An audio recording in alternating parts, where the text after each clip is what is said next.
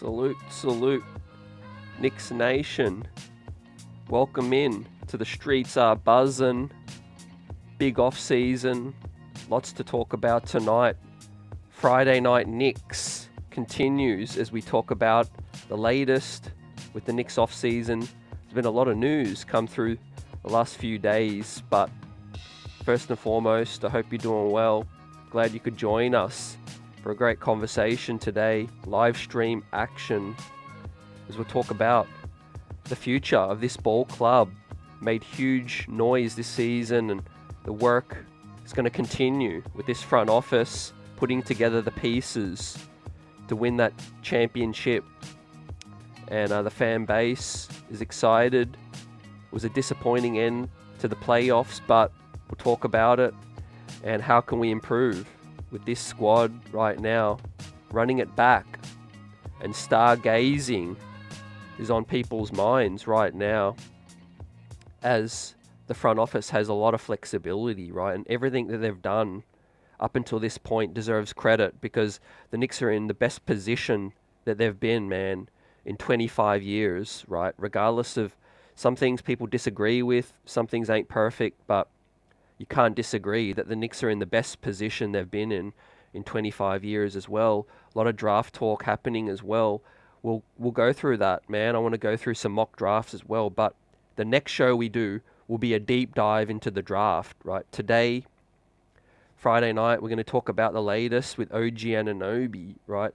There's some reports surfacing that OG to the Knicks and staying with the Knicks may not be a done deal, right? But I got some thoughts on that. But before we dive in, what's good? Chat, Buzzer Beater, Daniel, Knicks Nation, what's up? Guys, Howard. Let's talk about it. We'll go through the topics that we will discuss today and the latest, obviously, in the Knicks big off-season, right? Last show, it was a big season report. Thank you for checking that out. If you haven't already, check that out. We went through swish or dish. How can we move forward as a team? But we praised each player for what they did this season, right? I really enjoyed that one. It was a huge show. And going through the season, right, I'm still reminiscing, but right, it's hard because I want to really look ahead, and we're so close, right? Obviously, adding depth for me is a key part. Whether you get a big star this offseason or you run it back, right? We'll talk about it. You need depth, right? Denver, when they won the championship, they had depth. Milwaukee had depth when they won it as well, right? Whichever way you sit, running it back, obviously with Julius, and we'll talk about the news, some reports surfacing, some mixed reports over the Knicks, thoughts about running it back with a Julius or potentially exploring what's out there as well. But regardless, as I said, you need depth, right, to win. And the Knicks were so close. If they had a little more depth, it could have been enough, really, to be, vying for the NBA playoffs finals after the Eastern Conference finals. But the draft, there is something to be said about this roster coming full circle, and the Knicks have that opportunity now to add some key pieces through the draft with these picks, right, to solidify the depth, the size at the wing spot, potentially, whichever way you sit with the OG Anunoby factor as well, as we're going to dive into that right now. The Knicks have that opportunity to pick based on need, not just highest upside. What does this roster need? We have 3 draft picks as well. Of course, draft night's going to be huge. It's over 2 days now. The first round on the first day, and then the second round. But the Knicks will have a lot more discussions. There's talk that there will be a lot more activity over potential trades and etc. Now, the Knicks could make a huge deal on draft night as well. But in terms of, running it back, and versus, making that big trade for a guy that might become available. Obviously, there's cap restrictions about to come in, right? The Knicks are going to talk to Jalen Brunson about an extension. Obviously, Julius, after next season, will be in line to get a huge extension as well. We're going to have to pay IHart and OG Anunoby if we're to want to keep them as well, right? And so the Knicks, all things are trending towards, I think they're going to make a bigger move because restrictions are going to come in pretty soon, and I think the Knicks will want to get busy before a lot of those come in as well. these restrictions can vary from, restricting what you can take back in salary, things like that, which we'll dive into later. But first and foremost, we're also got to properly congratulate Jalen Brunson, your second team All-NBA hero, right? It was a snub. Let's keep it real. I think he did deserve to make the first team, right? But he is in illustrious company right now. Second team isn't anything to sneeze over, of course, but I think he deserved better. There's no doubt about it, fam. Now, who would I have swapped from the first team? And I'd love to get your thoughts on that, guys. I think, Boston fans have made arguments over, winning the number one seed. How can you not have one player on the first team as well? I still think Brunson had a better season than Tatum, but I can understand, one player from the number one seed making that. But Giannis Antetokounmpo, I think Brunson definitely had a better season than him. Luka had a great season, there's no doubt about it. I mean, Dallas made a lot of noise, and they're still in it right now. Obviously, SGA and Joker as well, I've got no arguments with as well. But any one of Tatum or Giannis, I think, could have been swapped out. I mean, Tatum making the second team isn't anything to gloss over either as well, fam. As well, welcome in, Mike. How you doing? But Dirty Dancer in the building. How you guys doing? Great to see you. And salute to Replay Squad as well. Smash that like button. The Knicks streets are buzzing. And last show, we did Swish or Dish as well. I gave my thoughts on, I think, now we talk about running it back, and exploring what's out there. The Knicks are going to do whatever's best for them. And we'll dive into that a little bit more. Firstly, though, the OG Anunoby reports Jake Fisher. There's no guarantee OG will re-sign, as he's expected to consider other offers from other teams as well. The NBA Combine happened, and a lot of executives, apparently Jake got, some feeling coming out of that event that executives around the league didn't feel like it was a foregone conclusion. I feel like that's definitely rival executives just driving up the price, right? For me, when it comes to OG Anunoby, right? Obviously, he's a huge asset around the league, and OG is someone that other teams are trying to get, right? So there's no doubt that, that's what that's all about. I think those teams, if they don't get OG, will want to make sure that the Knicks, who are coming up and rising up, pay the most that they have to pay, to keep OG as well. But in terms of the argument about, is he worth it? People are concerned about 30, 35, 40 mil, what it might become. I'm not worried at all. I think the foresight, that I can see is that the cap, the NBA salary is about to skyrocket and, continue to skyrocket. And I think that needs to be factored in, guys, as well. There was once upon a time when people were worried about potentially overpaying for a Jalen Brunson. Some were saying 18, some said 20 was an overpay. This is obviously before he became a New York Knick as well, I get it. But, we've seen it time and time again that you are worth what people are willing to pay on the open market, right? And if the Knicks have to overpay to keep him, right, in terms of an overpay based on what they would prefer to pay, because other teams are driving up the price, then they need to do it, right? They need to do it. The salary cap is going up. If you lock up OG for a 4 or 5 year deal, in a couple of years when the TV deal is up, there'll be players making 60, or there already is, but there'll be people making 70, 80, 90 million, and we don't foresee that right now because the TV deal ain't finished yet. But then there's the other argument, I get it, about OG's, injury history, right? When we go into his injury history, that's when we're going to go into, okay, I don't necessarily match that with the money because you are worth what people are willing to pay. But if you don't want to keep the man because you feel like he's not going to be available during the playoffs, that's a different story. For that, I feel like that comes in obviously to front office building, roster building, make sure that you have adequate depth, right? Because once again, as I said, if you pay OG 30, 35, 40, that might be a fraction of the salary cap in 2 years' time, and he's secured on a very friendly deal by the time the cap goes up. And you're going to have flexibility to continue to build the rest of the roster as well, right? It's a full picture because Jalen Brunson is now potentially taking a cheaper extension as well to maintain flexibility as well. So that's my thoughts on that. What do you guys think?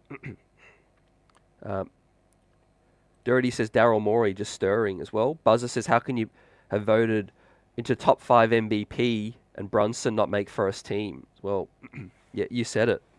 You said it, man. I think that was a snub, but I think MVP is looked at a little different in terms of, the team wouldn't have succeeded without you kind of thing. And all NBA is more towards like, season statistics, things like that. But Harold says OG, the best two-way wing in the league, is up there, man, and definitely you got to keep him. You made the trade, and I think the deal is going to happen. But am I shocked to hear that, he's going to listen to offers? No, I don't want anyone to really think that OG's, just, doing the Knicks dirty or anything like that. I mean, he's a professional baller. You get to this stage of your career and you deserve to explore your options, no doubt, right? If anything, we want to make sure that this tampering doesn't come back and the Knicks have to pay a price once again, albeit a second-round pick or whatever it is, right? I think this front office is professional. They're respected around the league now, and they want to do things properly, Yes, most people, and OG is overwhelming favorite to rejoin the New York Knicks. But remember, fam, the deal's not supposed to be done yet.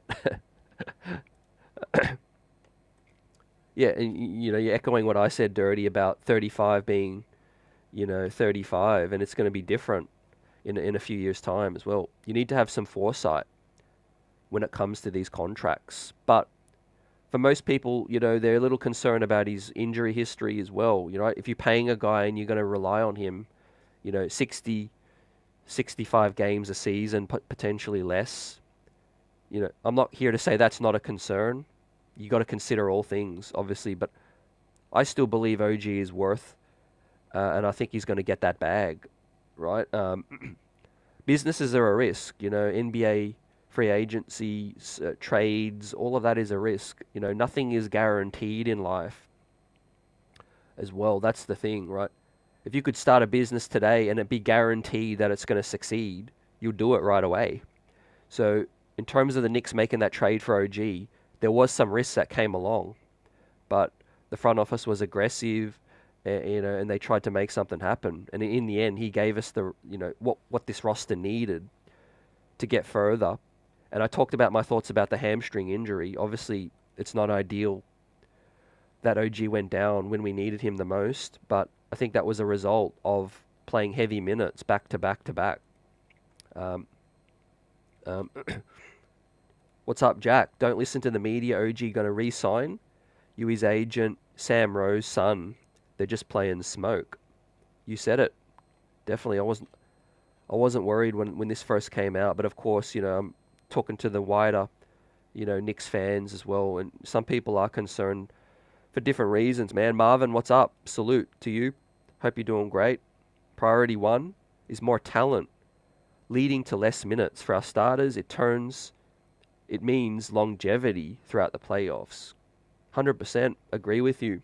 And that's why I'm excited about the flexibility of Brunson potentially taking this extension. It gives the team flexibility, these draft picks as well. And we'll talk about it, continue the next conversation about whether you run it back with this squad with Julius and co, and you add maybe layers, some veteran minimums and guys, or you go for that big star. You're going to need depth no matter what. No team wins, even if you're star heavy, without depth. You need that depth as well. We saw Denver now. That's a great example, man. They lost Bruce Brown, who is a role player at best, but people didn't quite see the impact that was going to have when he left, man, and he went to Indiana. And that's what this cap is doing now, man. It's not It's not allowing teams to build that dynasty because they're worried about the depth, and teams winning and winning and winning over and over and over again, fam, as well. So, that is something that needs to be considered, definitely, when we're talking about all of that. But also, the next thing we want to talk about is the stargazing, man.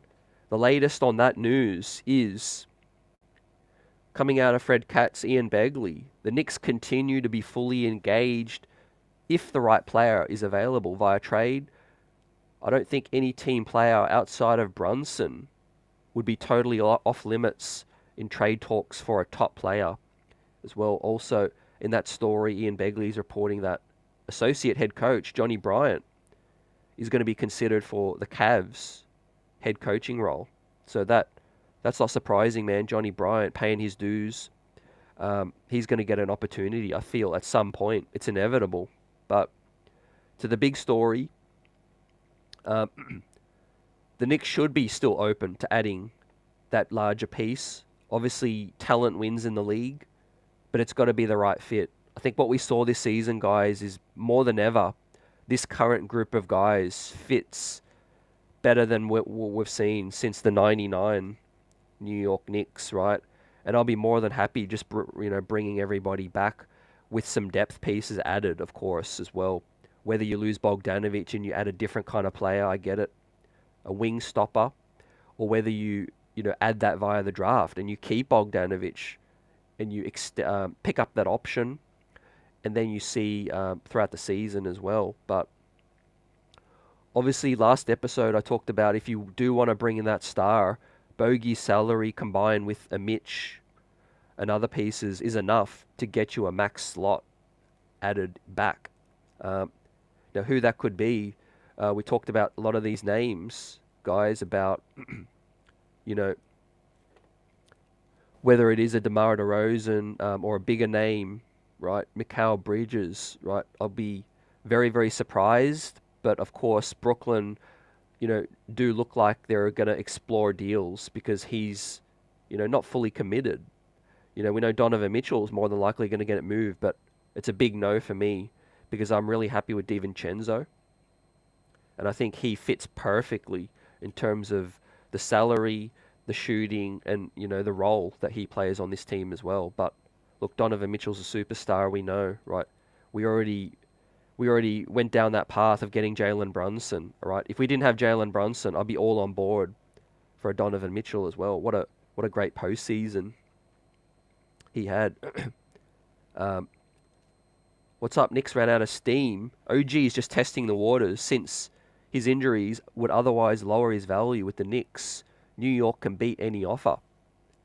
100%. I think in terms of the injuries, security, I get it. Like, get the biggest bag possible, right? No, my feelings ain't hurt if OG, extracts every single dollar that he can get from the New York Knicks as well. Because, yeah, you only play for, a period of time, and you want to maximize your earnings, fam, as well. But I look at the leaders, I look at guys like Jalen Brunson to let their actions do the talking as well, right? New York's going to look after him, right? The championships are going to come, and JB's legacy with the Knicks is going to be huge. Dirty Dancer is looking at Kawhi. If PG leaves for Philly, I think you can put out an all-out blitz to get Kawhi. Even if injuries, he's the best guy who could be available. Yep. I'd have big concerns over Kawhi, but certainly you can't discount the talent, man. I feel like the Knicks could add a couple of nice role players with Bogey's salary, and I think that would definitely have us right there, fam. As well, like let's say you trade Bogey and you were able to get, an offensive-minded center, maybe, a Valanciunas, someone like that, and then you can add a Bruce Brown as well. I think that would be a one pathway. I think the other one is obviously to get a lower level star like a DeMar DeRozan, who might be happy starting, coming off the bench, either or. Paul George is still a name who I think could be on the move. Philly have that cap space, right? If they strike out with OG, they're going to either go for Zach LaVine, Paul George. They're going to go with some of these other names. Jimmy Butler might want to rekindle that with Joel Embiid. What are your thoughts? There's also a report that Jimmy Butler could be on the move, fam. Pat Riley and Jimmy not seeing eye to eye potentially as well, with the sun setting on his career right now, right? He wants to win badly, but it all goes back to the must, fam.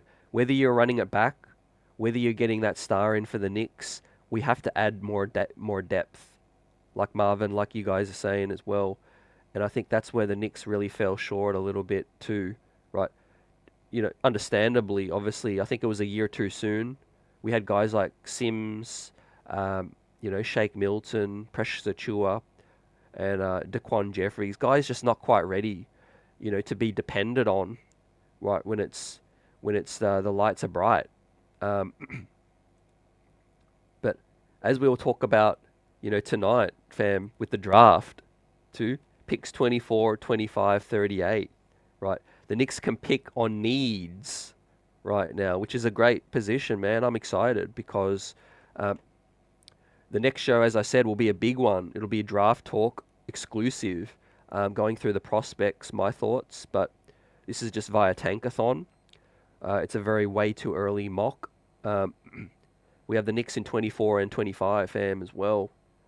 Looks like Tyler Kolek is a name that's really been linked to the New York Knicks, and fans alike are quite high on him. The Marquette point guard. Terrence Shannon, shooting guard as well, a wing. And Zach Edey right there, man, floating around that potential spot that the Knicks might be able to trade up as well. Of course, Zach Edey, man, the 7'5", 7'4", huge big man with rebounding and some offensive post moves as well. Khalil Ware, a big man as well, with some agility, 7'1", multifaceted as well. Bobby Clintman, who I've met personally and interviewed as well, and I'll talk about that on the next show as well,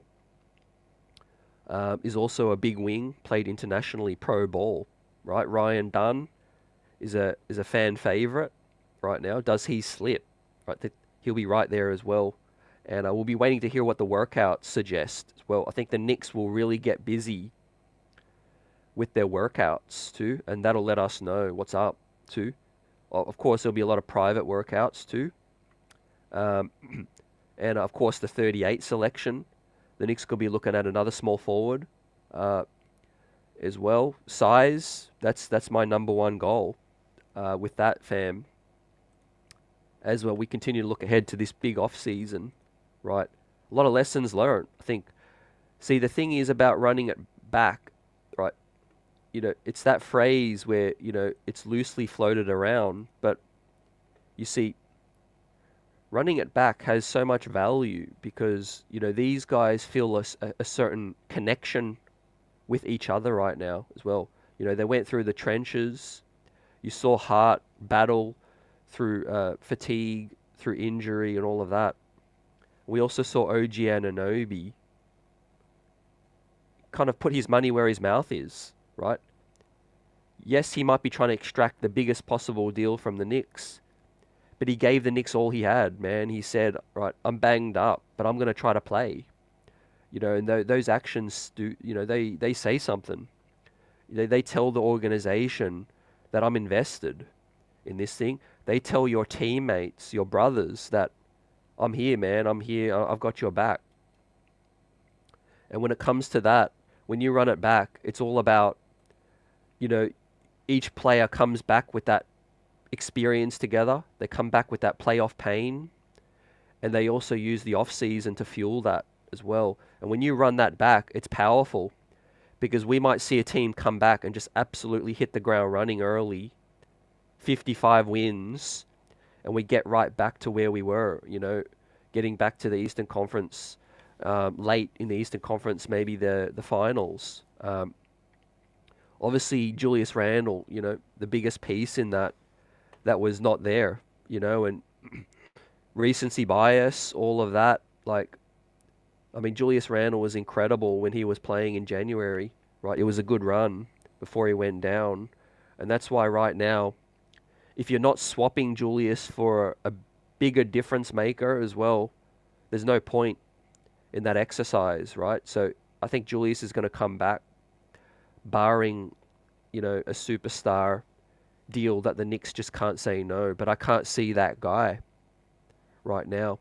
I'd love to hear if you guys think that there is one of those guys, right? But outside of that, you bring Julius, you bring guys, you bring your free agents back, and you try to add more depth.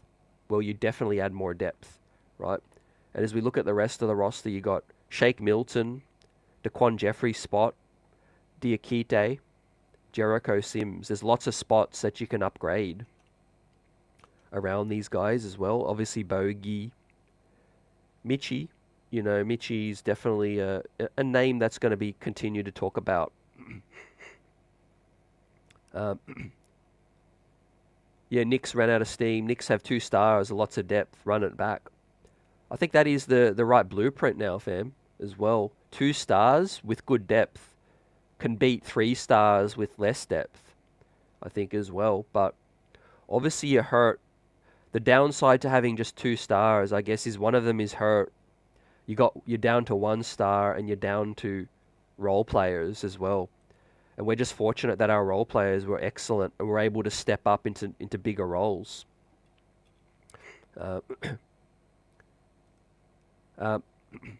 Dirty says, even if we put out the full offer for Mitchell, probably still get outbid by Houston or the Lakers. Yep. Yeah, there's a lot of teams more desperate. You said it.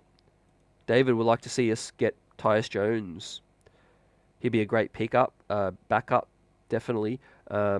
We see Kyle Kuzma now. Looks like that he's going to be available as well. And like I said, I won't be surprised if Jimmy gets on the block as well. What's up, D. Grant? Looks like the Knicks will have to let go of Burke, Sachua, Shake Milton. I agree. We'll see how the rest of free agency plays out, but obviously you start with the bigger pieces and then you fill out the roster later. So those guys might come back still, but they'll just have to wait it out a little bit until the guaranteed money starts to disappear a little bit too. What's up, Michael Drake? David M in the building, rocking out with the best chat in the biz as well. You guys are the best. Gerard, what's up? Prezi the boss. What about Rocas too? Really like Rocas. I think he will come into Summer League as well, which I'm excited about too. Because regardless, I see us still drafting at least one player.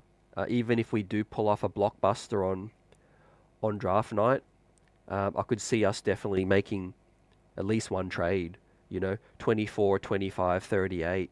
And we might even buy another second round draft pick, fam, as well. That is something to look out for. A sneaky move, because if second round draft picks have no guaranteed salary. So if we don't like any of these veteran minimum guys or Shake Milton or Jeffries, what better way to use that spot than to draft a young talent? Maybe you could get a steal. Look at Deuce McBride now, trusting in your development as well. Vaughn's in the house. Let's get it. J Dub says we are keeping Julius. He is a core guy. Yeah, you said it, core. And look, I understand the recency bias thing. People saw the team thrive without Julius Randle, and that is a fact, right? But that doesn't discredit Julius Randle. It's simply to elevate the other guys, I think. But you can't forget that you need another go-to guy. And look, I said, you got to learn from your competitors. And much as I hate Indiana, I hate them to the core, man. And I hate Tyrese Halliburton. But one thing that's helped them, and you can't discredit that, is getting a Siakam, right? And they're obviously going to get swept. They're obviously going to get gentlemen swept or whatever it may be.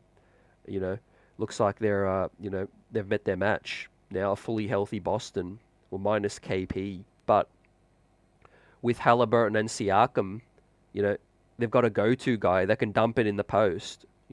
That's what won them the series ultimately. I think without Siakam, you know, thriving in game 6 and 7 in the post with the mid-range, the turnaround, I think the Knicks still could have won that series, right? Obviously, Miles Turner can stretch the floor out as well. That's something that the New York Knicks didn't have, right?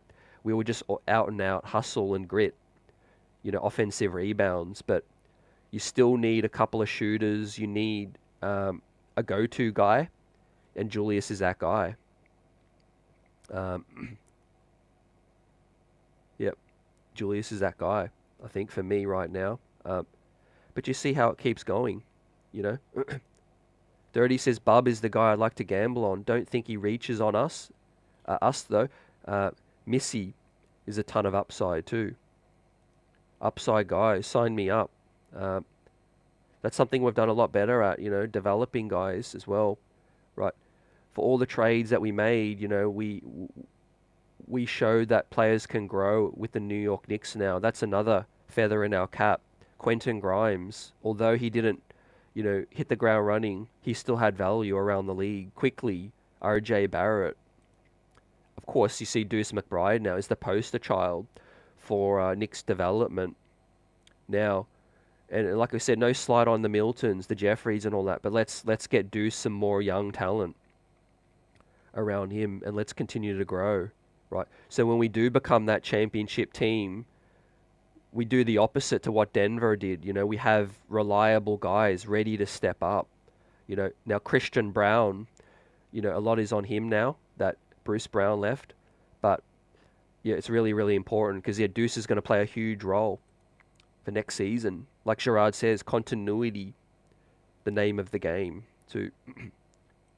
And look, I get that sense. All we're hearing from Begley and Katz is that the Knicks will continue to be fully engaged to see what's out there because you can't be left behind. If a big star says, man, I want to be that piece to come to the Knicks, you have to find ways to make that happen. But as I said before, that player has to be an upgrade over Julius, right? There's no discussion. It has to be a Kevin Durant, in talent, right? I know KD's old, but it has to be a guy like, Devin Booker in talent. It has to be a clear upgrade for the Knicks to consider that as well. And if that doesn't happen, then I think we'll continue to rock with Julius and with this squad. Now, another year, we've got to see how it looks, obviously, but the Knicks should be coming in, you're right, at least the second biggest favourite, I think, in the East, too. But we'll see what Philly does, right? I'm interested to see what Philly can do with their cap space and all of that. What's up, Rod? Bridges should be the move. No Randle in a trade. Great target, Mikal Bridges, assumingly. Not Miles Bridges, but Mikal Bridges.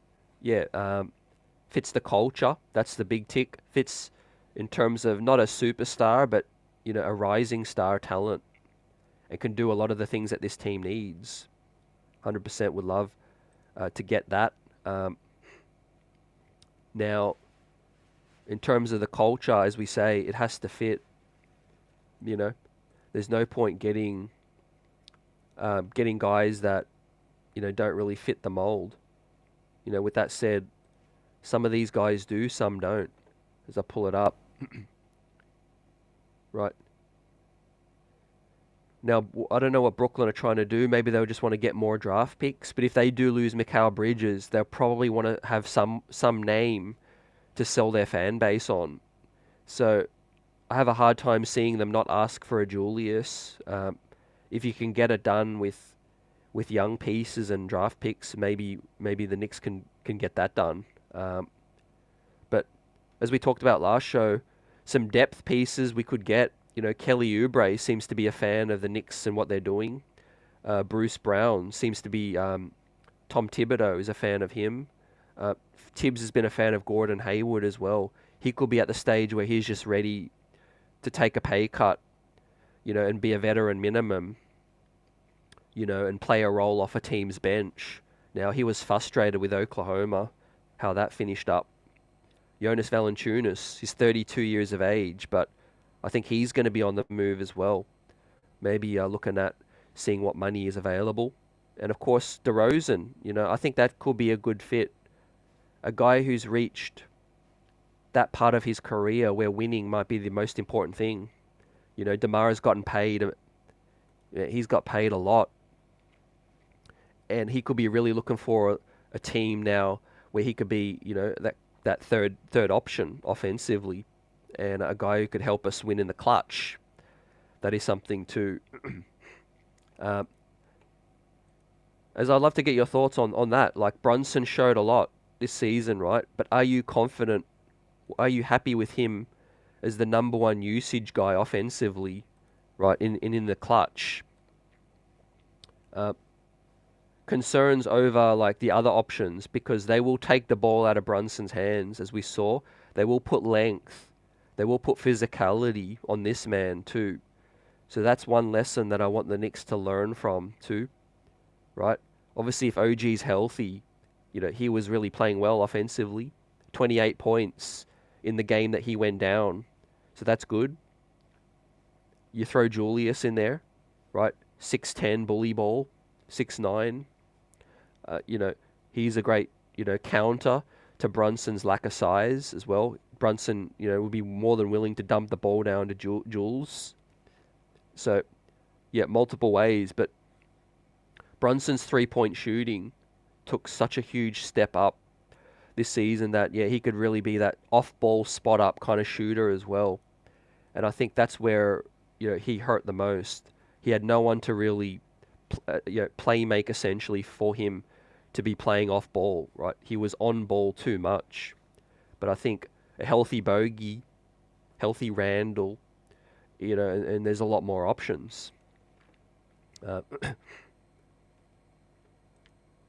Vaughn says, as well as bringing players that fit ethos, DNA of this team, the identity is set. Yeah, that's what I'm really happy about the most. Leaders led by example. Jalen Brunson said all the right things, let his actions do the talking as well. By all reports, with this extension, talk now. As we talk about OG's free agency, that could set the tone, right? There could be an inner sort of gathering with this core fam, with the leaders, and maybe a players-only discussion. There's been talk that these players had a meeting after game 4, after Indiana and the blowout in game 4. They had a little discussion as well. I won't be surprised with Hart taking, the deal he did, DiVincenzo on a really good deal, Deuce McBride. A lot of these guys might feel like that prerogative to make it happen. OG might be that outlier. He might not. These guys are going to come together, I think, and I think they want to run it back. I think the culture and the leader of Jalen Brunson is rubbing off on this.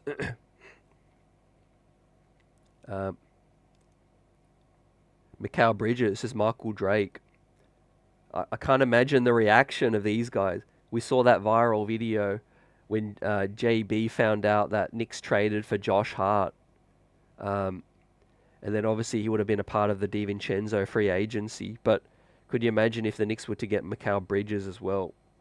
I think the culture, the ceiling of this team, everything would be set.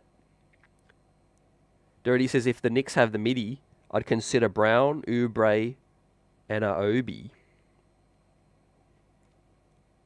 Man, would it be unbelievable if Obi was to end up coming back at some point in the future?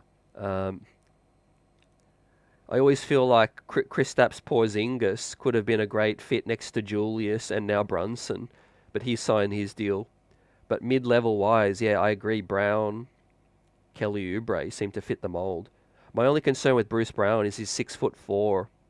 Now he's another guy who could play up to his size, but it's size deficiency once again. I'd love us to get Oubre first, and a guy who knows what it's all about. But another great thing with what this squad did this season is they let every other team know and every other free agent around the league know that if you are going to come to the New York Knicks, it's you that's fitting into what's already here. It's not the other way around now, right? You either fit or you get the hell out, and that's what this squad is all about now. And I think that's gathering a lot of admirers around this league. Buzzer says no to Gordon Hayward. He's brittle as hell. That's true. That is true, fam. And I would not want to sign Gordon Hayward outside of a vet minimum. I think vet minimum guy. But what I'm looking for him is he's 6'7" and he can play make, right? That doesn't grow on trees. If you look at what Bogdanovic can do, I think Gordon Hayward can be a better version of that. But if he's on a veteran minimum, I don't think you really lose anything. Could they go for a guy like a CP3? You see, on paper that really sounds good to me, but if we get to the playoffs and he's not available again, we're kind of back to square one as well. So Tyus Jones, those kind of guys, I'm looking at guys that are a bit younger, maybe guys that have more juice in the playoffs as well. Again, learn from your competitors. We don't need to go this old school route. I think Indiana have a lot of these young, hungry Lions, hungry role players with a bit of size. And you see that could help you in the postseason as well. I want Tibbs to start to trust some of the youth, right? Even if we have to draft players that Tibbs signs off on, we need to get more younger. I think Alec Burks is a no for me. Bogdanovic would be okay, but it would be a short-term thing, because of the salary.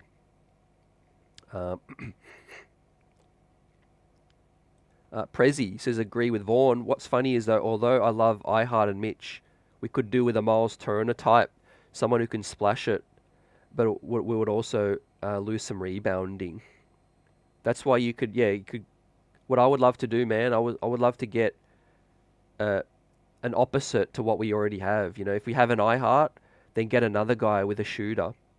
And then maybe you use your third string to be a kind of a bruiser, rebounding type guy as well. But there's no doubt an issue with the Knicks have right now is if you have Isaiah, Mitch, Jericho, and Precious Achiuwa, they all do the same kind of thing to a lesser extent. Some of them don't even do that very well, but yeah, they don't give the shooting.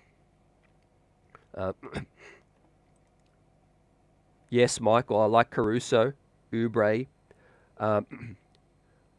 Look out for what's happening in Chicago, fam. Dalen Terry is a guy I know a lot of fans are really high on as well. He could be that young wing that could be had. Alex Caruso. I think if the Knicks could have two dogs like them that can defend with length, physicality, I think the Knicks are in the NBA Eastern Conference Finals or Finals.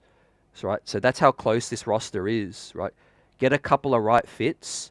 Forget about the stars, Get health, get a little bit more defense, get a little bit more playmaking. And we're right there, man. We're right there. But Pablo's in the building too. Would love to get Caruso as well. I agree. I think Chicago's going to put a very high price on him because he's really valuable around the league. But we went through the free agency tracker last show. There's a lot of names. Jose Alvarado is kind of like that Deuce McBride, TJ McConnell mold, right? A pit bull, guy who's going to pick you up, defend, do the gritty work when Brunson's off the floor as well. He could be a great pickup. There's a lot of names. KCP, right? One of the quintessential wings as well. Is Denver priced out, right? KCP. Right. When we talk about maybe not one of these stars, but if the Knicks can get to that next level, if we were to trade a Bogdanovic salary, some picks or pieces, and you're bringing back a KCP, now you're bringing back something special. You're bringing back some championship DNA. You're bringing back another backup shooting guard or a wing. He could be the 3. OG goes down or misses any time, right? You got another similar type player, to get busy with that. So it's all getting smart, man. It's not just about the names. It's about the fit with what we're talking about with this one, depth and size. So that's the goal for me, depth and size, right? Bodies will go down eventually, right? This is the playoffs, you know. If everybody's healthy, then you're probably not playing hard enough, right? Quite honestly, every team's going to have some injury. Look at Tyrese Halliburton now. He's banged up. It just, by natural, you know, progression, the more games you play later in the postseason, the more games you play, the harder you play, somebody's going to get injured, right? You know, account for that, right? Get more depth, trust more of the end of your bench. You know, the biggest thing I could be critical about the Knicks roster building, you know, is we've wasted a lot of spots over the years, you know. We haven't really developed any of these two-way guys to take on a real role. You know, it's always been a revolving door. You know, it's always been names we never heard of, you know, or 27-year-old journeyman like Charlie Brown, or, you know, what's his name? Isaiah Roby, you know, Jalen Martin, you know, one of the two-ways. Mamadi Decady, you know, Daquan Jeffries and Dwayne Washington, man, they've been on this squad for 2-3 seasons now. You know, nothing's really given. And I said that last show. I said Tibbs loves those practice players, which I get it, because it makes the life of a coach easier when players aren't disgruntled with playing time, or, you know, they're comfortable with just being on the bench. I get that, but as you move closer to winning a championship, you need more guys that are willing to fight for their role and are happy to fight for a role and minutes as well. Now, next season, the mindset should be different. I don't want to see a Dikite, Jeffries, Shake Milton. I'd rather an older vet that's there ready when their number's called, or you just go completely young and make sure that they're a player that can develop into something for the future, like a Deuce, with one of these draft picks. Right. So it's got to be one or the other, man. Whether it's like you stack it with your veterans, you know, your Mook Morris, you know, those guys that can come in when needed, or a very young player who's on a rookie deal, but none of these guys that are they're just not going to do anything. You know, when it comes to the playoffs, you know, and being trusted.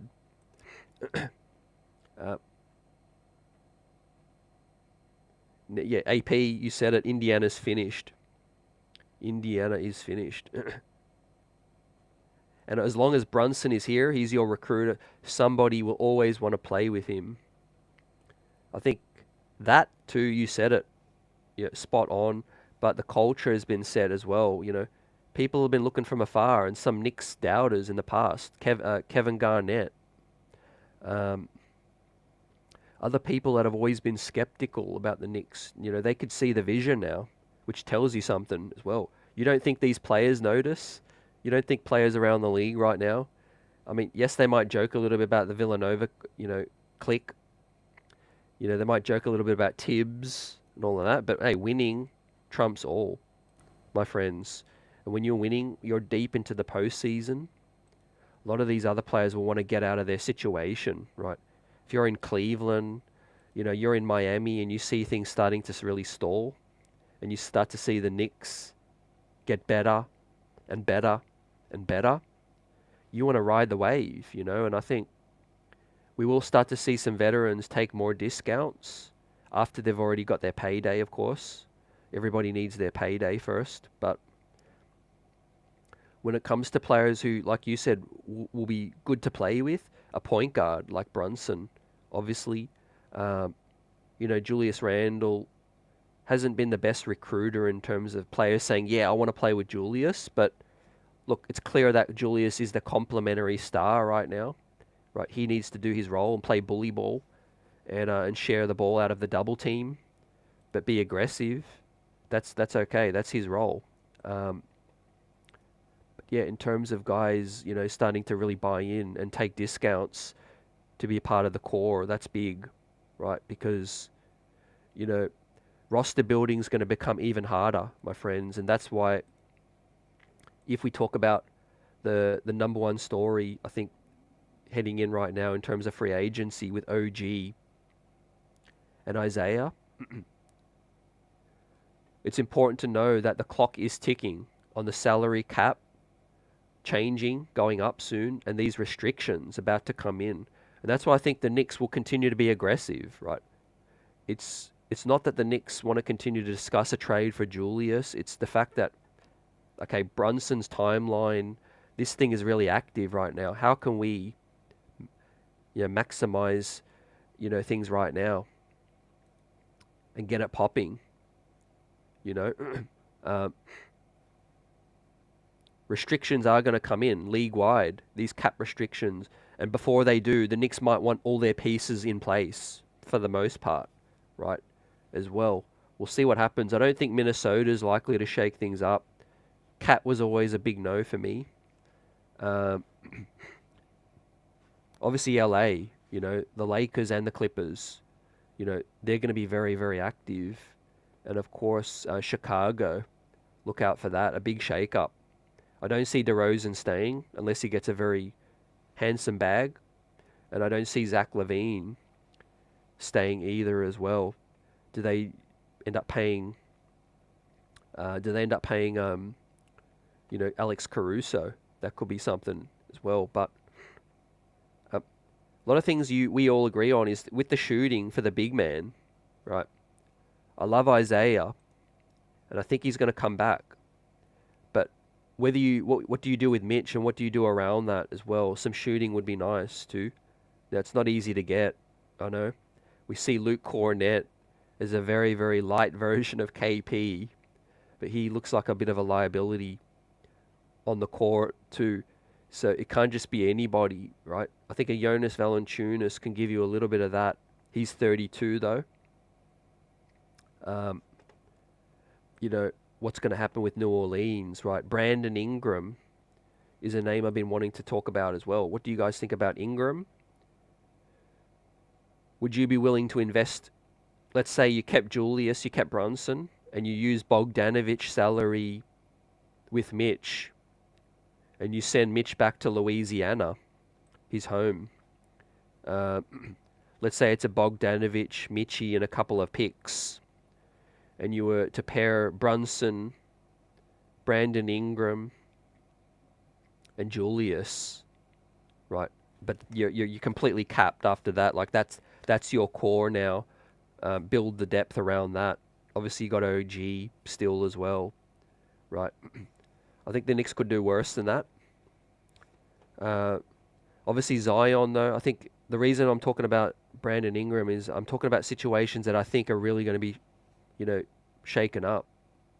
I don't think New Orleans can continue to do what they're doing now. They see the vision in the West. Oklahoma's looking amazing. It's only going to be a matter of time before Wemby and San Antonio get their act together.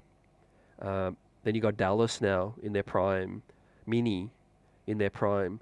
You got the two LA teams that are going to try to bounce back in free agency as well. If you're New Orleans, right, it's time to retool as well. Larry Markkinen is another name too, like D. Danny says. Keep forgetting about the Utah Jazz, man, the forgotten team. See, I don't want to deal with Danny Ainge, but yeah, Larry Markkinen fits the age, fits the profile as well, the shooting, the size, that fits pretty well too. Dirty says Jeremy Grant over Ingram. I like that he plays a bit bigger, physical, post presence. Yep, more durable, no doubt. No doubt about it. But the contract is huge. But yeah, like I said, with OG, my number one kind of pushback on people that are concerned. I get the durability is a concern, but in terms of the contract that he's going to earn, I think it's fully deserved. He deserves a 30, 35, 40 mil for what he's shown right now. But the key thing to understand is that the cap and the contracts are going to change drastically over the next 2 seasons when the new TV deal kicks in. If you can lock OG up on a 4 or 5 year deal, in 2 years' time, everybody will be looking at that deal like it's very, very under market, right? Look at what a Jeremy Grant is earning. Look at what Karl Anthony Towns is earning. Damian Lillard. The new contracts are going to be insane. It's going to be 80, 90 mil as well. So you got to have foresight. And OG, the agents, they all know that, you know. So everybody might freak out when they hear that OG gets 40 mil. Just think about that, you know. These guys are going to start to earn more. Everything's gone up. Cost of living, taxes, veteran minimum went up. It's now like 2.5 mil. Back in the Melo days, the veteran minimum used to be 1.3 for a minimum of 8 years service. I think now it's like 2.5. The taxpayer mid-level now that DiVincenzo is on is now 13. That used to be 8 mil, you know, going back a few years. So that everything's changing, you know. Mike Boy says Ingram could be the best fit in my opinion by a mile. I would love to see a bit of go-to action because he can post up. He can turn around and shoot over the defense as well. Better offensive version of OG, basically, but durability concerns as well. Be interested to see what kind of contract he can get. Yeah, Dirty. Ingram did play with Jalen in Team USA in the World Cup. That didn't look great as well. That's where I think the organization is going to be tested in terms of the culture fit. Because here's where things get tricky. There's only so many guys that are out there that are talented. At what point do the Knicks say no, that you don't fit the culture, right? I'm not saying Ingram's some, you know, cancer or anything like that. I'm just talking in general. I'm talking, you know, ex-player. At what point do they say, yeah, we like you, but you don't fit? Like Kawhi Leonard, for example, you know, you're talented, but you just don't fit the timeline. Because it seems like they've drawn that line with Donovan Mitchell, right? I mean, don't get more perfect than him. He's from Westchester. He's from New York. He's from, you know, this area. His father is there as well with the Mets. You know, he's going to be available too. But by all accounts, the Knicks aren't going to go down that route because Spider doesn't fit. You know, so I applaud that. You know, it is going to take restraint, no doubt. As we talk about the super chat from Buzzer Beater, salute. Appreciate you once again. Thanks for the contributions. Got us all buzzing. And Buzzer says, do you think James Dolan will go over the cap? Go Knicks. Definitely. There's no doubt in my mind. Man, no doubt in my mind. Revenue's coming in too, fam. Don't forget. But yeah, Dolan has spent a lot on the Sphere in Vegas. But there's no great time to be around when the Knicks are winning. The Rangers are winning as well, fam, as well. But hopefully things look up for the Rangers. But for the New York Knicks, one of the reasons I thought this season was a success is the amount of games we won in the postseason. We held home court. We got within 9 wins of the trophy. But specifically about revenue, the Knicks would have made a lot more revenue this season, you know. We had how many home games did we have? We had about 7. We had about 7 home playoff games, man. That's a lot of money too. The Knicks are making money. I think Dolan's always been willing to spend that too. But that's why guys are taking, you know, team-friendly deals, right?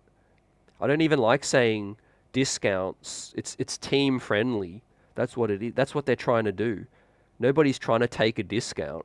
What they're trying to do is they're trying to do a team-friendly deal so that they can win, right? Because when you win, all of that wealth, all of that success, it comes back to you in advertising, legacy, all of those things, right?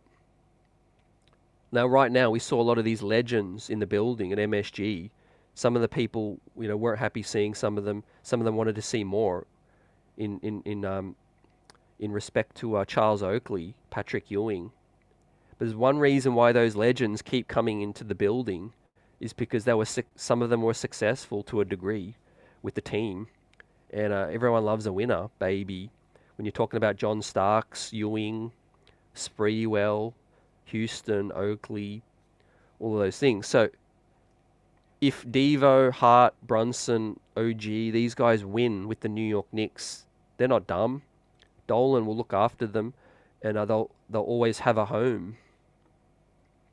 So that's another reason why you don't just be selfish about it. And I think you got to think about what do you want to gain out of your career as well, right? Do you just want to extract every single dollar you can, and bounce around teams and never have a home? Or do you want to actually be known as someone who did something special, like your Hart, your Devo, and that, they couldn't look happier right now. They look so happy with where they are, in their situation as well. London, what's up? Says Ingram going to cry under Tibbs. May not be the best fit, man, but look, Ingram's a sneaky, decent defender in terms of off ball, the length, the size, all of that. But I'll be surprised if it happens. But definitely he's a talent that you have to consider for real. Jeremy Grant, I think, is more of a Tibbs fit, like Dirty Dancer said. I think that is true, definitely. Now, the Knicks are very high on Deuce McBride, obviously, but is it fair to say that he should be, get all the backup minutes, right? And we don't look for any other help, right? Or is it fair to say that Deuce can play the two at times, fill in for Brunson when needed, and we try to get a Malcolm Brogdon, Tyus Jones. We try to get another ball handler, playmaker as well, to relieve the pressure off of these guys too, because again, it goes back to the depth guys too. Deuce has taken huge steps up this season, and he looks really ready to be the sixth man next year too. But if you don't bring back Alec Burks, Deuce playing alongside maybe Rokas, playing alongside Kelly Oubre, these Caruso, and these other guys as well, Brogdon, some other ball handler creators would be great alongside JB. Because again, he just looked really tired late in the playoffs when, all they did was just press him, right, full court, every single possession. And it really hurt watching, I think. AP says that winning is everything. You see Jalen Brunson now on TV deals, with T-Mobile, I think, doing everything, podcasting. Yep. Remember all that talk all those years? People would say, "Oh, the Star will want to come to New York because it's the market and the advertising money, and their star is going to shine the brightest." But now with this new age technology, you got Shai Gilgeous in Oklahoma, Zion in New Orleans, all of that. So that kind of countered that a little bit. But what I said earlier, what we're seeing now, if the New York Knicks team brand is rising, that is a great time to obviously come and then the deals follow. Like you said, everyone loves that winner, baby. No doubt. Especially all these brands as well. Josh Hart got his own candy line with Mike and Ike's, and doing deals with other brands as well, right? DiVincenzo will probably pop up soon as well, fam. Any minute. Julius, of course, deserves a lot for what he's done with his brand, his building, with his lovely wife as well, Kendra, embracing the city. As well. So Dirty says Knicks will pay tax, won't exceed the first apron though, about 17 million over the cap. So I think that's what we're trying to do right now. Yeah, we're trying to maneuver, getting in the right piece or pieces, but not to be that first apron team or second apron, definitely not. But that's when the trade restrictions really start to come in as well. Michael says Leon Rose ain't overpaying for a star. CT. I think we might get a player in that, yeah, we don't overpay, but they're not going to be as a big a star as Brunson or Randle. It might just be another quality player, like a DeRozan, like another guy, Mikal Bridges, in status, in terms of they're not going to be bigger than Jalen Brunson, in terms of that, because yeah, he showed what he can do, right? And yes, he was snubbed. There's no doubt about it, but top 5 MVP, second team All NBA, right? Look at some of these names available. You wouldn't take most of these guys over Brunson, right? Right. If it was Spider or Brunson, you're keeping Brunson at this point. DeRozan, no. Bridges, no. Paul George in his prime, yes, but he's not in his prime no more. Anthony Davis is aging now as well. So, it starts at the top, and we are definitely in a great position now with this guy as well. Remember the talk about Trae Young? And how he was the second coming and all of this. But now look at the elite company Brunson's in, second team over, your Bookers, your Currys, Tyrese, Bronze, all of that. On the same team as Ant-Man, KD, Kawhi, AD as well. And of course, as I said earlier, he deserved to be the first team, I think, over Giannis and Jason Tatum, I think. I can't argue on Luka, SGA, or Joker, of course, but yeah, you could definitely say Jalen had a better season than Tatum, and you could definitely say that Brunson had a better season than Giannis as well. Obviously, All NBA is different to the MVP, with the Knicks team overachieving to some people. Grant is a little more expensive than Ingram right now, but I think Ingram's in line for the big payday. Frank White, what's up with Rokas? I think he's coming for Summer League as well. He's going to explore NBA now. I think he's had a few good seasons in Europe, and he's ready to now see if he can fit. I think the Knicks will look at him in Summer League, and then they'll maybe offer a contract. See, no other team can offer Rokas a deal yet because the Knicks have his rights. But the moment he's ready to come to the league, the Knicks have to explore a deal. If they can't come to terms, then we could trade his rights. But I think we will get a good look at Rokas Jokubaitis as well. But let's talk about some of these draft picks now as well, because the thing with a draft with a lot of parity, with that comes options too. There might be teams that don't really like the player on the board when they select, and they have the option to fall down. Like, let's just use this for example. Let's say right now Milwaukee's on the clock, pick 33, right? There's some players available that the New York Knicks like, but Milwaukee, they're not really high on, and maybe the guy they're high on could fall down a little bit more. Maybe the first round is a better example, fam. Like this, for example, Zach Edey, for example. Let's say he's still on the board. For whatever reason, Milwaukee says, you know what, we got this free agent in the pipe. We got Brook Lopez. We could get better value. Let's trade this pick. Let's move down, and the Knicks move up. Maybe the Knicks give up the pick 38, and they give up one of those other ones, and they move up, and bam, Zach Edey, welcome on. That could be an option. I think with parity, a lot of these prospects, some are going to be in the eye of the beholder in terms of, like, maybe the team already has, multiple pieces in that position, right?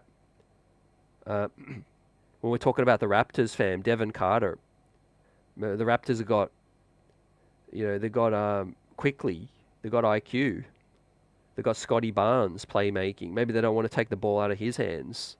So it's like, you know what? We don't want this guy. The guy we want, is a big man. He's going to be down. He's going to be available later. Let's move down. And I think the Knicks could still get up and see what's up. I like Tristan Da Silva. Khalil Ware I love. I think Johnny Furphy is obviously a very intriguing prospect. We don't think he's NBA ready just yet, but he has a high upside in terms of a lot of these guys. Obviously, he was a freshman. We know what Tibbs thinks about freshmen, but it's going to be interesting. See, with a couple of picks, the Knicks could do multiple things. They could grab the sure thing, that the Tibbs fit, and they could take a flyer on someone who they think, might be in the G League for a little and become better than everybody else, See, when it came to Deuce McBride, the Knicks saw the vision.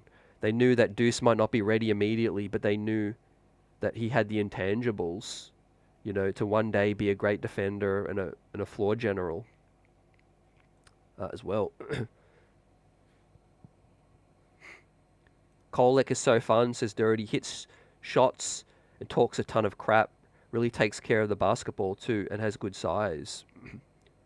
I'm hearing a lot more buzz about him. I've really got to look into Kolek's game a bit more, fam.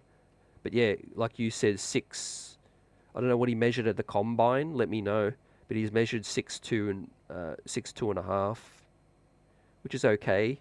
Point guard. I would love a little more size, but ultimately, if he can hit shots, I love playmaking and scoring. Look, we've seen Deuce McBride, great catch and shoot, spot up, and improved a little bit in terms of getting to the cup, dribble penetration, but the playmaking is still a concern. So Deuce can definitely play off ball, can play the two a little.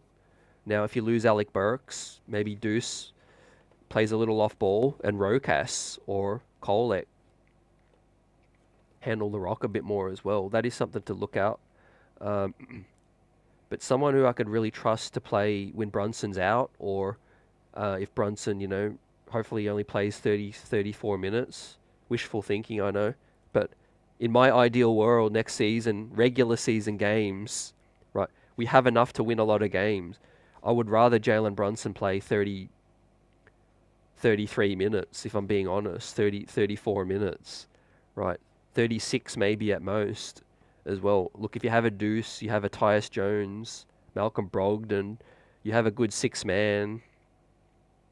You want to stagger Devo with the bench and really start to see if DiVincenzo can really start to be a primary facilitator, creator as well. The Knicks could do that. See, the thing about DiVincenzo is, I said this, I don't think his ceiling is reached yet, right? I know it feels like he's been around a minute because he's been on multiple championship teams, but he's only 27. Dante DiVincenzo took the step up to the biggest year of his young career this season, and he's 27. So I think DiVincenzo, won't be surprised if he goes one better next season as well. Now, obviously, Josh Hart, I think we've seen Hart, what he's going to be. He can improve in the shooting aspect if he puts in a lot of work. If Josh Hart can be catch and shoot, 36, 38% next season, that will be great. I think he's going to put in a lot of work on that. But, yeah, really excited to see what Deuce McBride can do. London says this draft is going to be crazy. No real top 10, not even a real top 3. I'd say Sarr number 1. For the Knicks, I would go Kolek, but he will be gone. That's where we can move up, fam. But yeah, look out to see what happens with the workouts and all of that. To think that in 4 weeks' time, we're going to be talking about new players on the New York Knicks via the draft, whether it's trades or not. And then we're going to be talking about Summer League, free agency in 5-6 weeks. But that's the perks to the season going so long for the New York Knicks, right? And as I said, next show, it's going to be a full deep dive into the draft as well. And I will be having some draft expert guests on, and I will definitely be honing in on these guys and what is available out there. As you said, it's a really intriguing draft. Just on Zach Edey, how high do you think he's going to get selected? Do you think he's going to climb up the boards, late lottery? Do you think he deserves to be in the lottery? With Zach Edey, right? For those that don't know, obviously very intriguing prospect. He played in the World Cup with Canada. He's a very, very cumbersome player, but he moves pretty well for a guy his size, 7'5". Talk about rebounding, made baskets in the paint, right? Would love a guy that can shoot it though too. Ryan Dunn, Tibbs kind of guy, no doubt about it. I love Reed Shepherd as well. I think he's climbing. And some of these guys I've had the pleasure to scout and watch live. AJ Johnson could be a real steal for some of these teams. He has playmaking and point guard skill sets at 6'6", 6'5".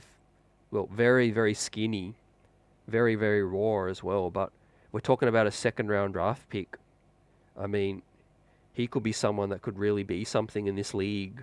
It's all about development, though. See, that's the thing.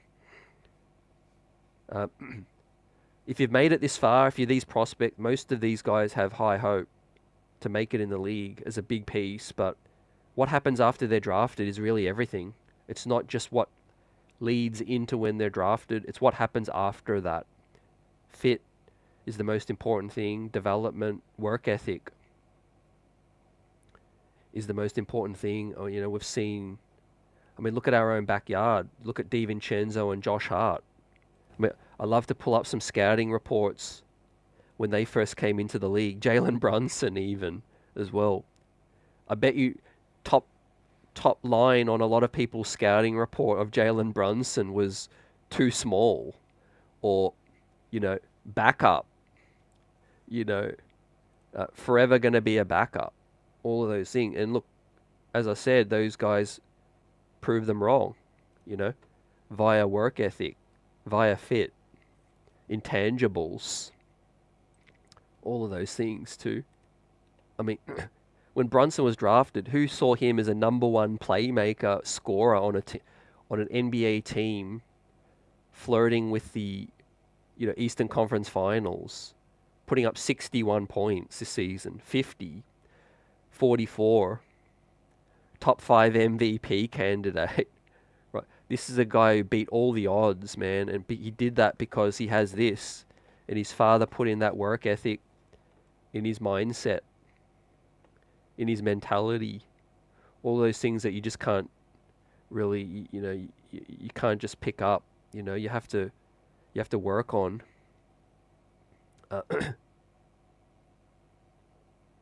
Orlando's a team coming up. That's something to really look out for. Can they keep everybody? Markel Fultz, Suggs, Cole Anthony, they're coming too. I don't think this is a hot take, but I won't be surprised, guys, if Orlando surpass Indiana next season, right? For all the talk about Indiana, give it 1 year's time. Obviously, I believe a lot more in Paolo Banchero, Franz, and their flexibility, their depth. But Indiana are they don't have a whole lot of space to move, They're going to give Siakam 40 mil. Tyrese he's on his big deal. So those young good players that they have are going to end up needing paydays, and they might end up losing some of them eventually, right? Benedict Mathurin, they're going to have to decide on his extension at some point as well, right? Just like a Denver losing Bruce Brown. This salary cap, it doesn't allow you to keep everybody. You have to draft. You have to try to draft or sign your players in free agency first without losing any pieces, I think.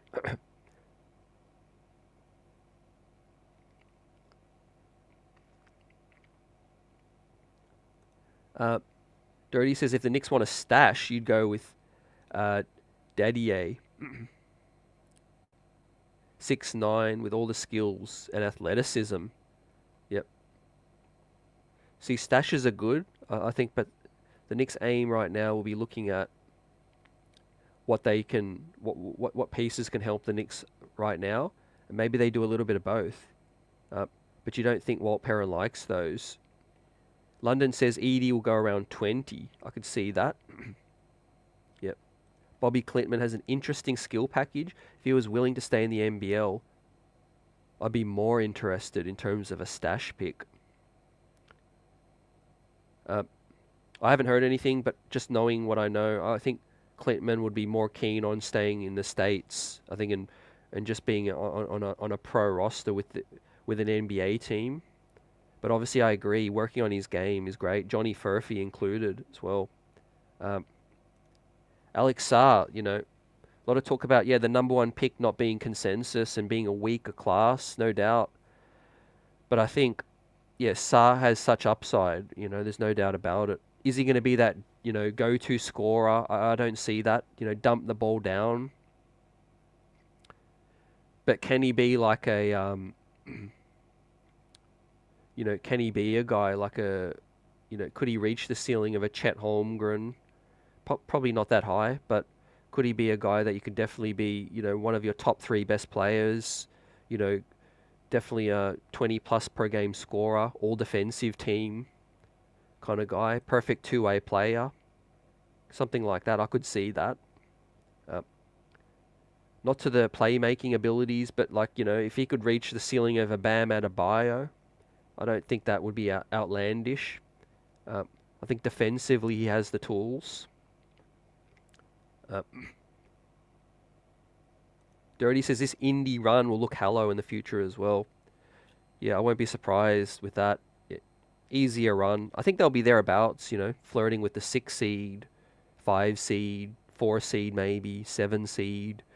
But yeah, the East is going to get stronger, fam. Don't forget Detroit will eventually start coming up. We'll see if the Charlotte Hornets can ever get their act together as well. But, the Raptors, Scotty Barnes, Atlanta, going to do a little shake-up. So I think Indy will find their spot around 6 and 5 for a minute.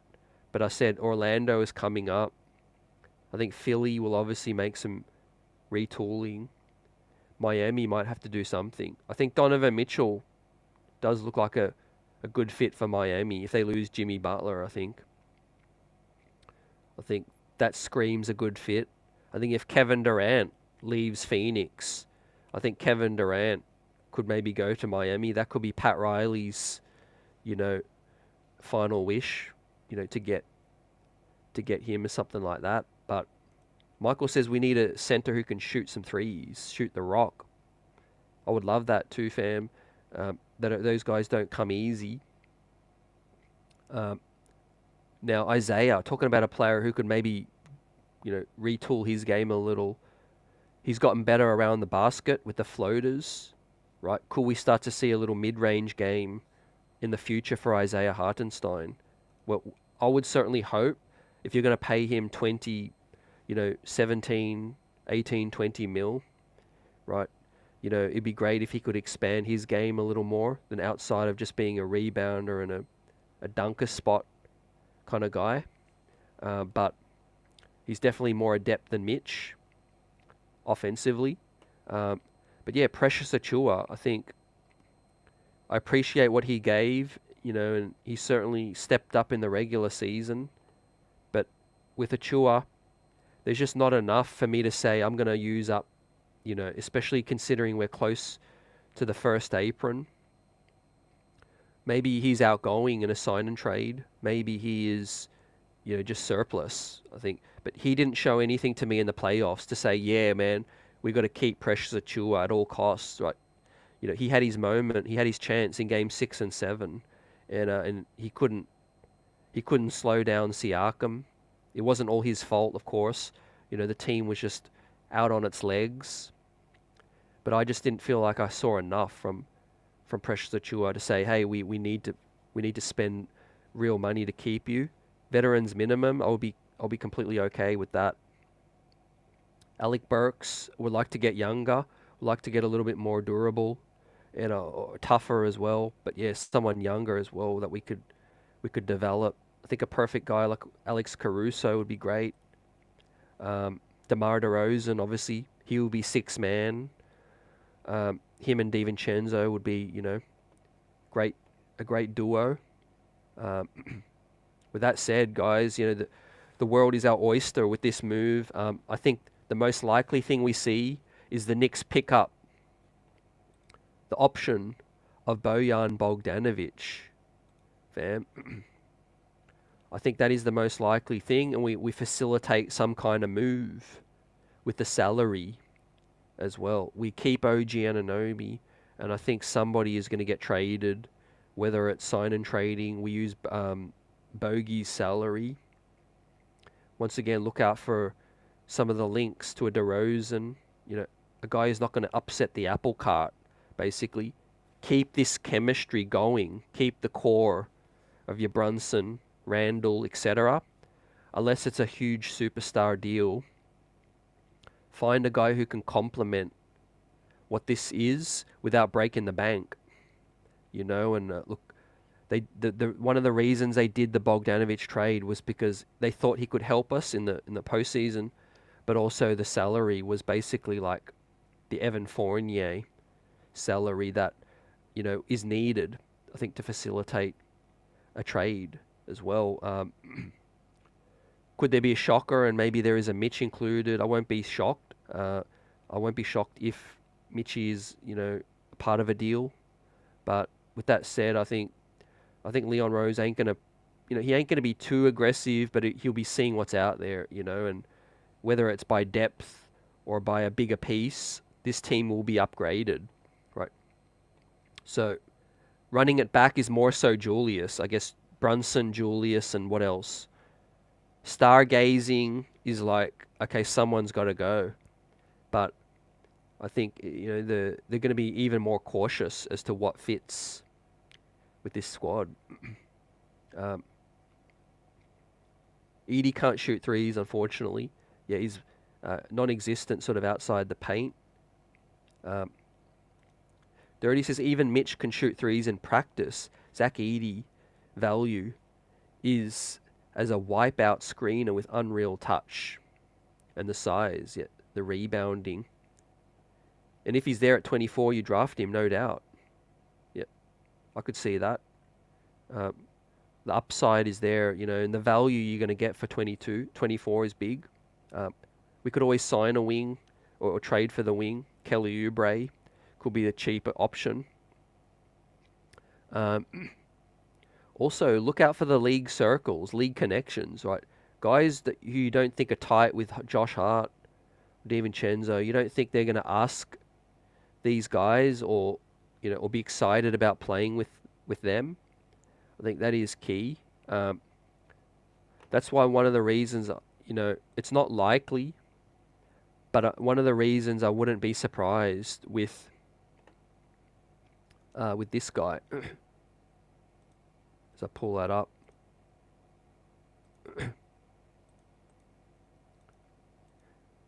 If the Knicks ended up with Paul George at some point, that wouldn't surprise me because he obviously fits what OG does. If we do, include OG in a deal or vice versa, we keep both of them. Paul George is close to Julius Randle. I think he's close to CAA as well. There's real connections, right? Before we did the OG trade, the closest the Knicks got with trade discussions was with LA and Paul George, but the Knicks backed away.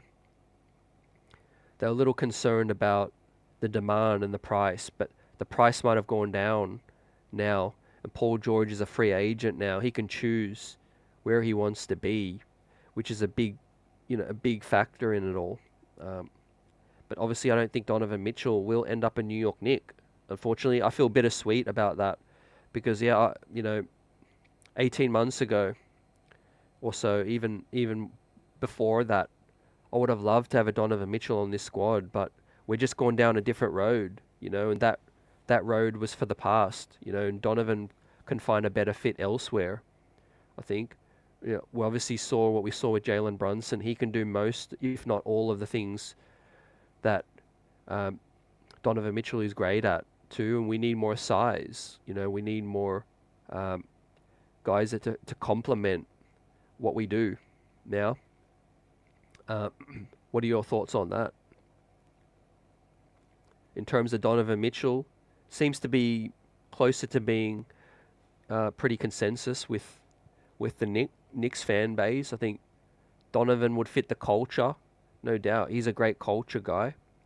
On-court fit, though, doesn't fit as well as some of the other guys. Bridges, DeRozan. Like I said, Brunson now.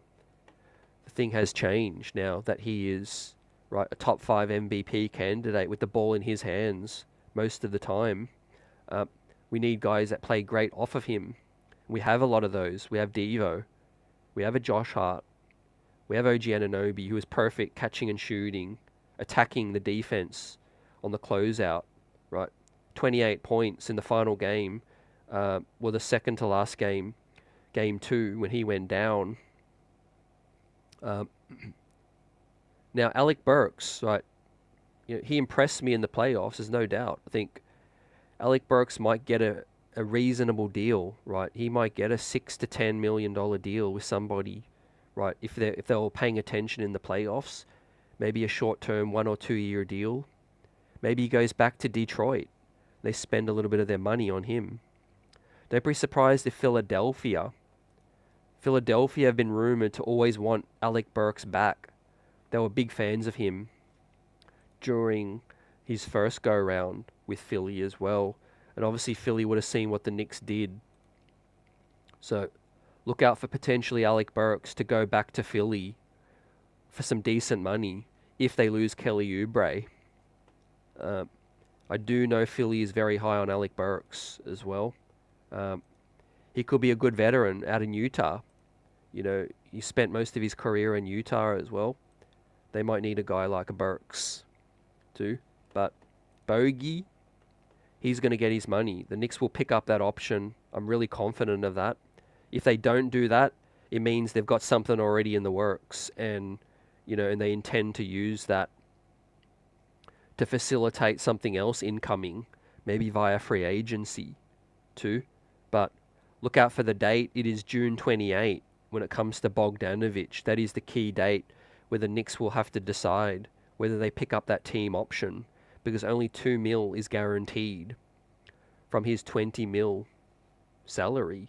Like I said, if the Knicks really want to make a big splash, whether it is DeRozan, PG, Macau, they will need some pieces. They will need the salary, I think. But what's up, everyone? Salute. Appreciate you for rocking out with us.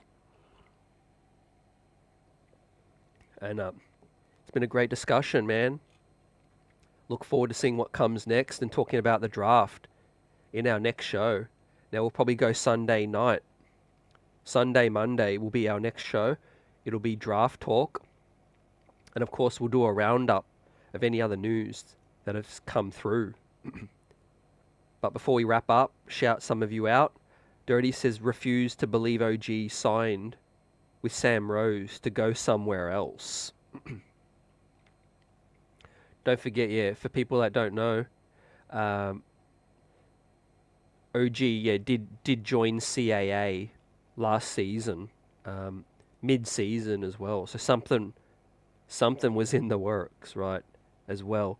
And look for the actions to speak louder than the words. OG knew that he wasn't moving very well. He knew that he wouldn't be able to do certain things in Game 7.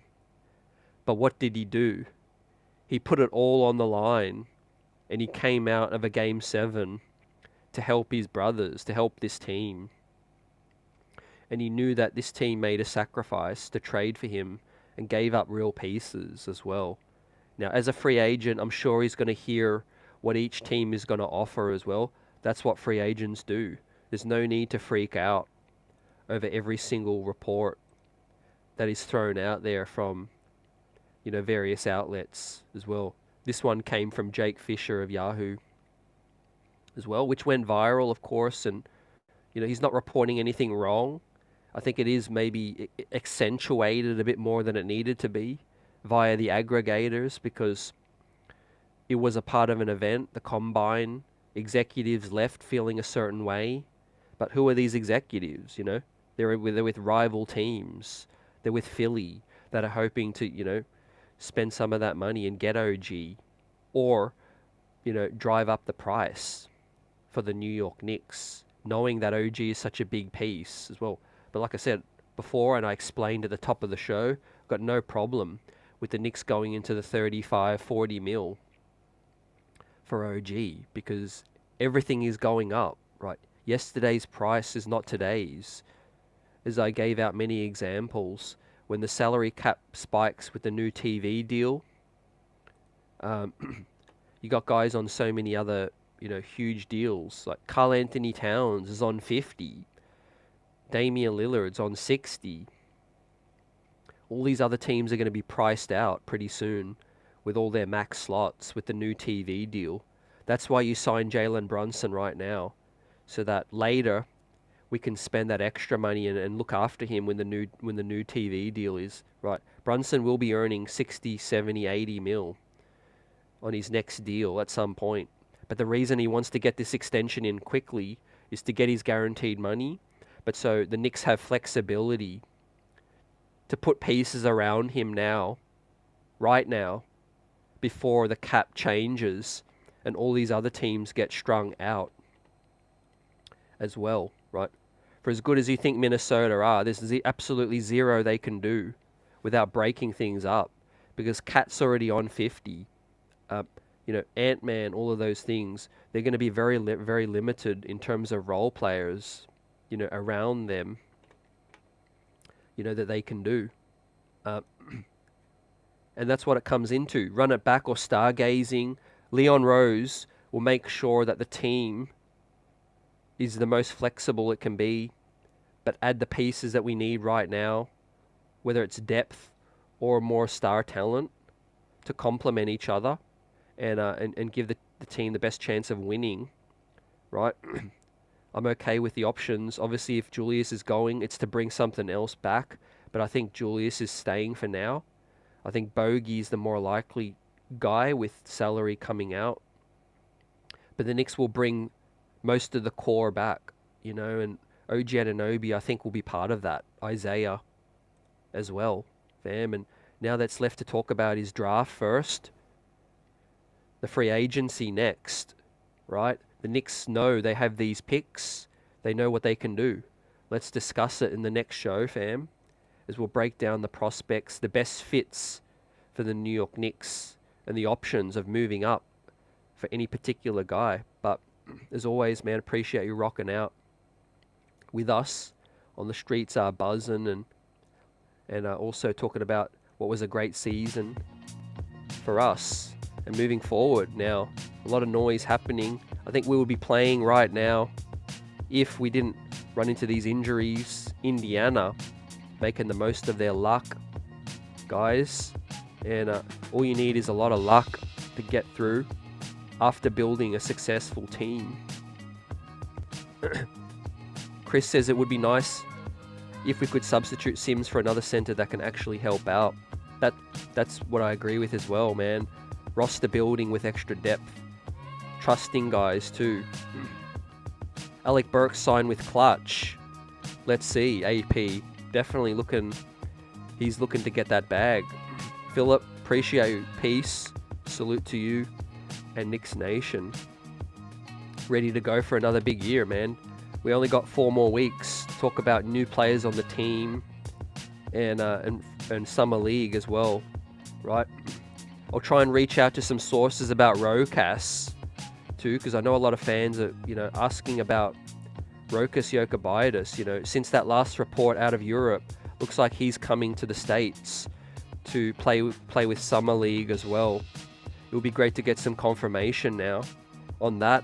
I'll try to do that, fam, and keep everybody up to date. But nothing but salute, peace, health, happiness and blessings, and let's go Knicks. Peace, everyone. Enjoy the rest of your weekend, and I'll be back on Sunday.